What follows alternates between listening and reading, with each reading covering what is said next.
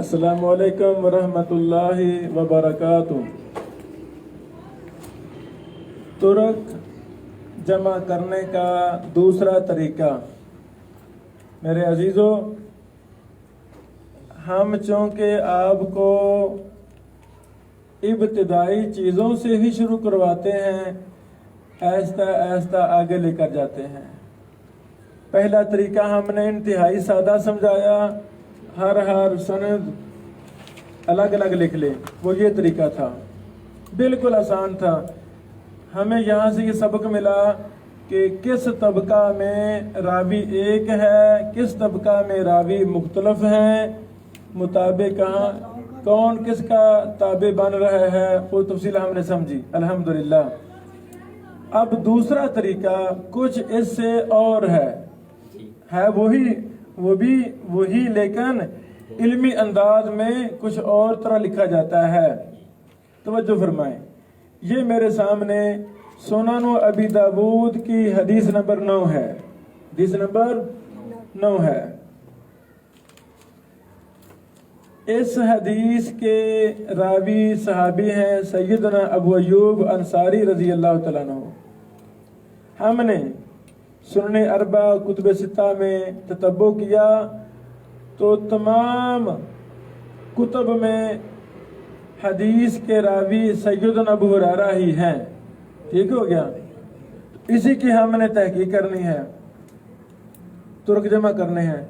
तो कुतुब सित्ता में इसका शिगिर्द अता बिन यजीद ही बयान करता है। अबू दाऊद, बुखारी, मुस्लिम, इब्ने माजा, इन किताबों में ये हदीस आ रही है। तो तमाम किताबों में अबू अयूब का शिगिर्द अता बिन यजीद ही बयान करता है। हमने वही लिख लिया। फिर इन तमाम किताबों में अता बिन यजीद लैसी का शिगिर्द इमाम इब्ने शिहाब ज़ुहरी ही बयान करते हैं। वाज़े, इब्ने शिहाब ज़ुहरी के आगे सनद दो तरीक पर चली जाती है, मुख्तलफ हो जाती है। जब हमने तमाम संदों को देखा तो इब्ने शिहाब ज़ुहरी हमारे मरकजी रावी बने। जिस रावी पर सनद जमा हो रही हो उसे कहते हैं मरकजी रावी। इब्ने शिहाब ज़ुहरी हमारा मरकजी रावी है। आगे हमने जब इनके शिगिर्द देखे तमाम संदों में तो दो शागिर्द इब्ने शिहाब ज़ुहरी से बयान कर रहे हैं। एक का नाम इमाम सुफियान बिन उयैना, दूसरे का नाम यूनुस। जब हमने इब्ने उयैना के शिगिर्दों को देखा तमाम सनदों में तो इब्ने उयैना से 3 शागिर्द बयान कर रहे हैं। मुसद्दद बिन मुसरहद, अली बिन अब्दुल्ला, यहया बिन यहया। बेटो, ये तीनों आपस में क्या हैं? एक दूसरे की मुताबात कर रहे हैं, एक दूसरे के ताबे बन रहे हैं। इब्ने उयैना यूनुस की मुताबत कर रहे हैं, यूनुस इब्ने उयैना की मुताबत कर रहे हैं। ऐसा एक तबका के। अच्छा, तो मुसद्दद से बयान इमाम अबू दाऊद कर रहे हैं। हदीस नंबर 9 है। अली बिन अब्दुल्ला ये उस्ताद है इमाम बुखारी के। हदीस नंबर 394 है।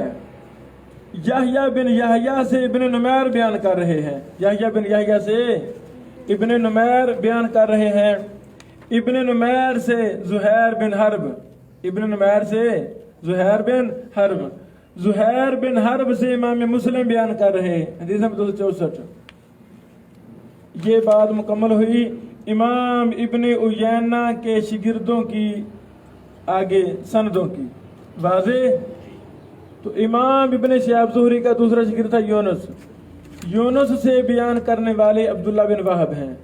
उनसे बयान करने वाले अहमद बिन मोहम्मद हैं। अहमद बिन मोहम्मद से बयान करने वाले अबू ताहिर हैं। अबू ताहिर से बयान करने वाले इब्ने माजा हैं। सुनन इब्ने माजा की हदीस नंबर 318 है। ये मेरे अजीज़ों दूसरा तरीका है हदीस की सनदों को जमा करने का।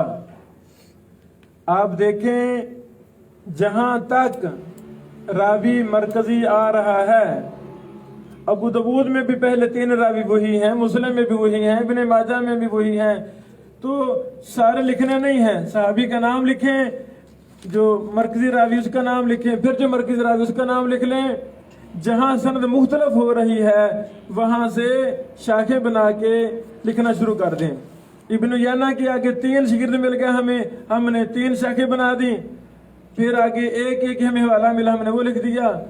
یونس کا بھی ایک پیچھے نیچے شاگرد ملا، اس کا آگے ایک، اس کا آگے ایک، وہ ہم نے ترجمہ کر دیا۔